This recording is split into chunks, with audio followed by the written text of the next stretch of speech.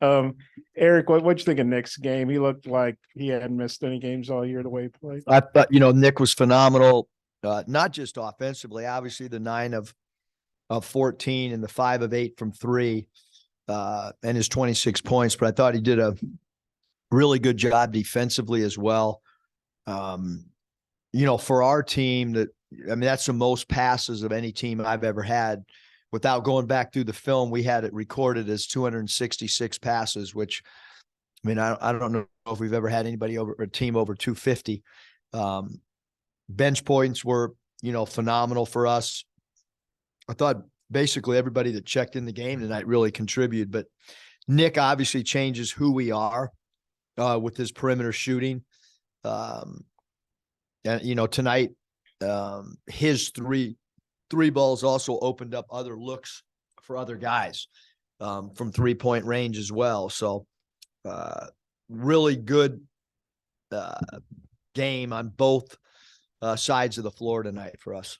And that 63.8%, according to Stat Broadcast, you allude to the passing, but just what do you think of that shooting percentage? I know you guys were leading the league, got up to leading the league 48%, which is pretty good, but 63.8 in an SEC game. What do you think about that?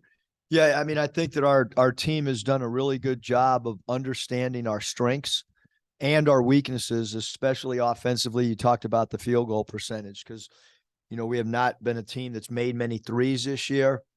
But the team that we've had for much of the season is that's not exactly the team that we built. You can see the impact that Nick had and obviously, TB, it's been the guys that have played, I give them a ton of credit because they kept hanging around and they competed every night.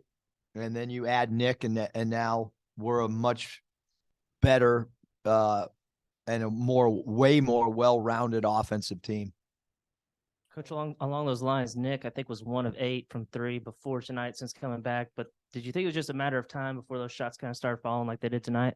Yeah, we see him every day, and from a shooting standpoint, he's been coming to Bud Walton on his own at night and stuff. And I think that's how you get your rhythm back. You gotta really you can't just rely on practice time because we can't just practice just for Nick when we got guys like AB and Ricky and those guys have been practicing and grinding. And so it was really important for Nick to take it upon himself to get the extra reps, which he has been doing for sure. AB has 8 assists in 2 of his last 3 games. Just what do you make of the way he's distributing the ball lately? Well, he's got such great court vision and he's so unselfish and the 266 passes, a lot of them, are him being the trigger guy or the initial, advanced pass guy. I thought we ran the floor better tonight offensively than we have all year. I thought our advanced passes was, were really, really sound because we ran, scored points, had the most passes we had, and didn't turn the ball over. So when you add all that stuff up, a lot of really, really positives. And I think we've won 7 out of 9 SEC games with 2 games that, we were right there and had an opportunity to win. So playing good basketball at the right time and obviously finished the regular season with 3 high level opponents. And we knew that the day the season came or the schedule came out. We've been talking about it as a staff. How difficult these last 3 games will be. Coach, 22 from Ricky tonight. He had 3 3-pointers. Just what did you see from him and how important is it to have that kind of pop coming off the bench? It's really important. I think we saw that a couple years ago with JD Note, the importance of a guy that can come in and if you're not scoring the ball can change. It changes how people have to defend us as well because he's such a good isolation player. He's such a good free throw attempt player. So it certainly changes, who we are, when he's making perimeter shots to go along with his transition dunks and transition points and free throws attempted. And then Roberts only had 4 points tonight. You held him to 2 of 9 from the field. What was the key to containing him? Just your thoughts overall on the defense tonight. I mean, Devo's just, I mean, he's just been absolutely incredible. Not just tonight, not just, not just this year. I mean, I can go back to, him guarding McClung, and McClung just won the dunk contest, and Devo in that tournament game was as good as anybody I've ever seen defensively guarding somebody. So he continues to be able to take a star player and minimize the effectiveness of that particular player. Coach, you mentioned this tough 3-game stretch to finish the regular season. Just what can the offense do to kind of try to sustain some of this recent success? Yeah, I think, we just want to continue to run the floor. We want to, the one area that we've wanted to improve on is our turnovers and our self-inflicted turnovers. It's not necessarily the opposition turning us over. There's been a good portion of turnovers that we it's on us. And so tonight was a huge step in the right direction because personnel changes things. And Nick being out there changes our spacing offensively, which has an effect on turnovers. And, but yeah, 3 really hard games. Our net, I think, is at 15 right now after tonight's game. That's about as high as it's been since I've been here in 4 years. You go compete, you play hard. These games can, it's not, your net's not going to move too much with the guys that you're playing. So we've handled business these last 9 games, although we've, like I said, we 2 of those games, SEC games, we wish we would have had another possession or 2, but it is what it is. And then how much does having Nick and that extra depth at guard allow you to kind of push the pace a little bit? It seems like you've been a little bit faster these last couple games. Yeah, I think, Nick runs really hard. I think if you look at our San Jose State game, the one game we were fully healthy, that was probably as good a running game and as good defensively. And so I think that, tonight, like I've mentioned, both sides, really affect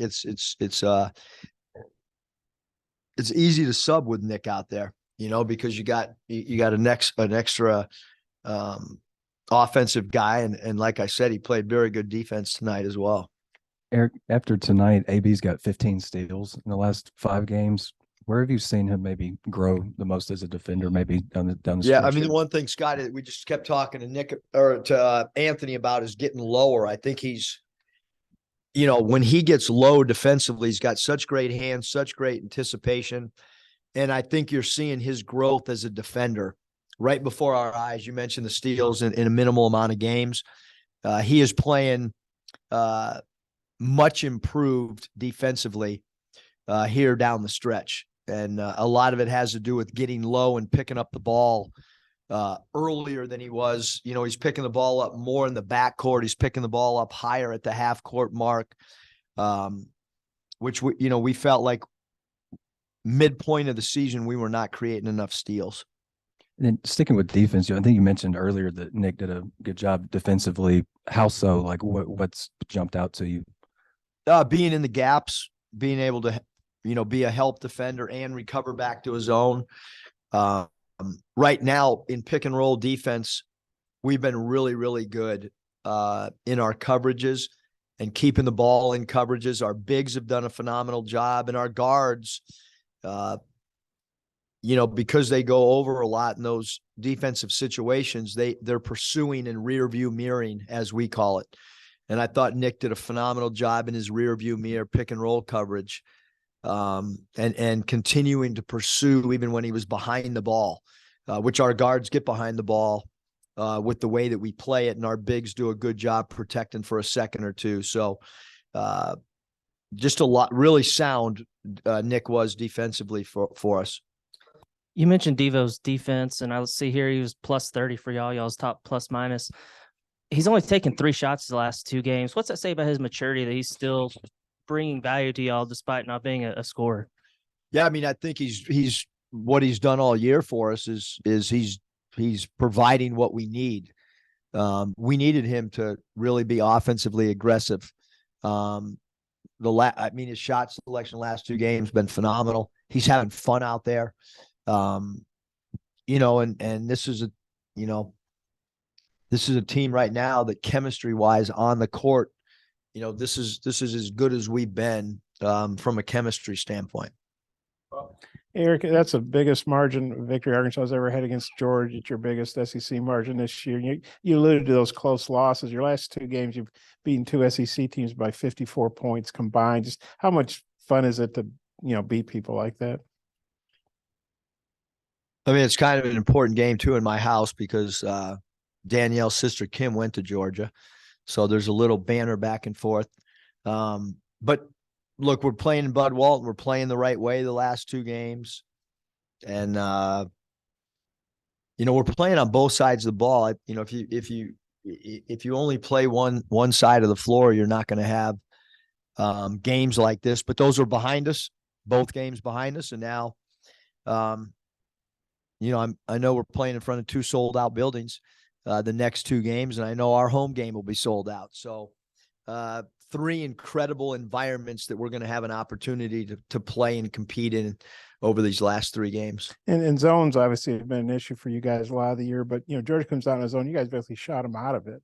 And I know they're not, the zone offense worked tonight. What do you know? Changing personnel and it looks a little bit different.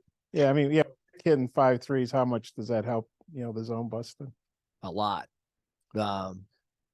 No, I think that we've really look, as a staff, we've been studying WNBA, FIBA. We've looked at about every zone clip that we possibly can. About 2 weeks ago, I assigned a staff member to call 5 different WNBA head coaches because we've just been searching for how to get better looks. The zone offense that we've had, it's been pretty good up until a certain stretch this year. But you saw a lot more movement and cutting tonight against the zone. And follow up on Devo, what Andrew asked, I mean, he doesn't let the lack of shots affect his defense or what else. He seems pretty happy out there. He's still playing a lot of minutes. What do you think that says about him? I guess his maturity and everything. Yeah, I mean, Devo's a leader for us. I feel like player-coach relationship is with Devo is he and I kind of think alike. He's got incredible competitive nature. The other guys in the locker room all feed off of his defense. I mean, he's kind of the guy that it's hard not to defend when you're playing with Devo because he's putting forth so much effort. He asked Coach Ruda for all of Robert's made baskets earlier, a couple days ago as we were starting our prep. So that, when a player texts a coach and says, hey, I want to see all the made baskets by the guy that he's going to be assigned to. I mean, that shows you the pride that he takes. And I mean, he's just such a huge part of everything we do. Turn page, take a few seconds on Alabama. We can get Alabama later in the week. We will do it here. Okay. Well, obviously you didn't have Nick the first time around. How big a difference can he make? Yeah, I mean, I think that, that every game that Nick gets to play, I think he's going to be, feel more and more comfortable. I probably left him out there tonight an extra 4 minutes in the second half late because I wanted him to continue to get conditioning and rhythm and confidence. And so again, I think he's a player that's going to, he changes our spacing, and how people have to guard us. And how different will it be playing Alabama with him as opposed to without him? Well, I think anybody we play, Bob, it changes kind of who we are from an offensive standpoint. So, I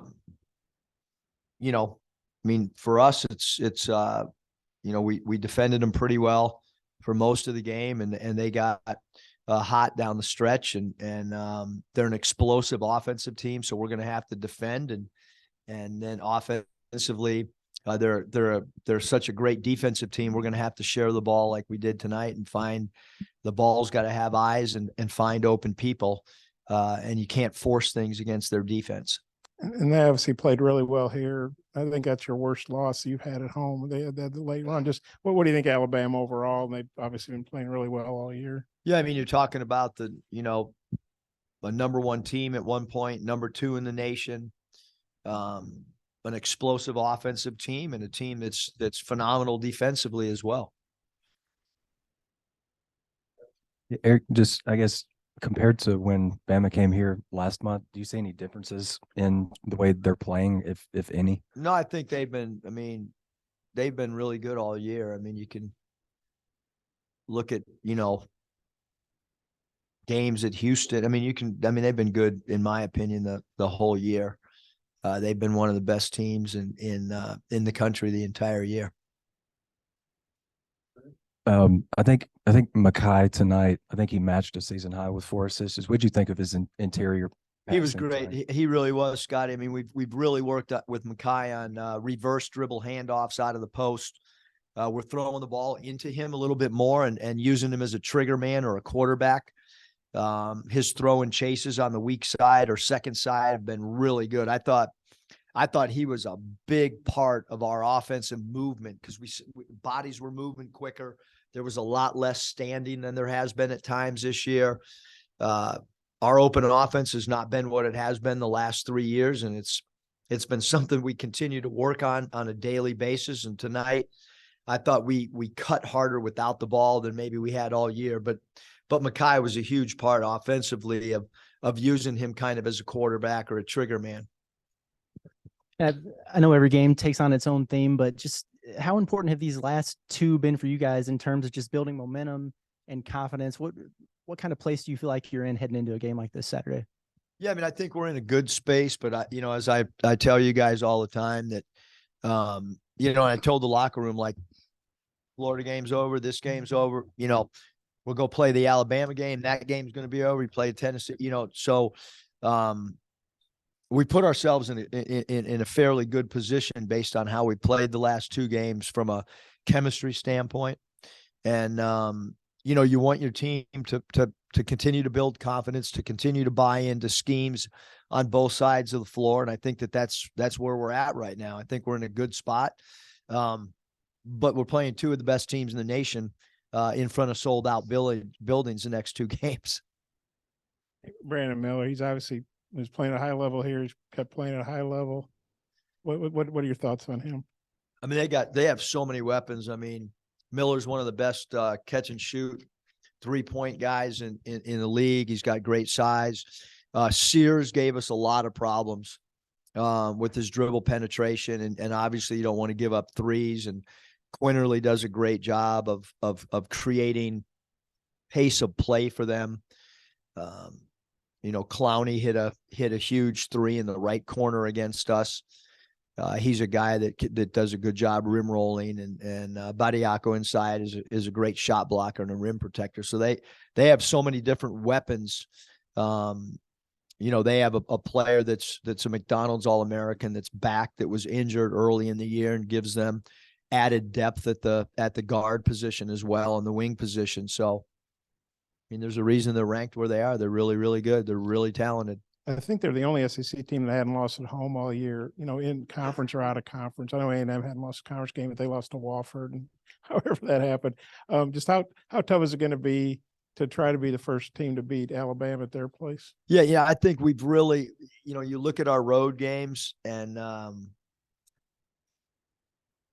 Baylor's a hard place to win, and we gave ourselves a chance to win. A&M, I mean, we played really well for a lot of that game. So you want to compete. You want to try to minimize the crowd involvement in the game, and you have to do that by defending. And Alabama's a really hard team to defend because of their spurt ability, because of their dribble drive, along with their 3-point accuracy. So, got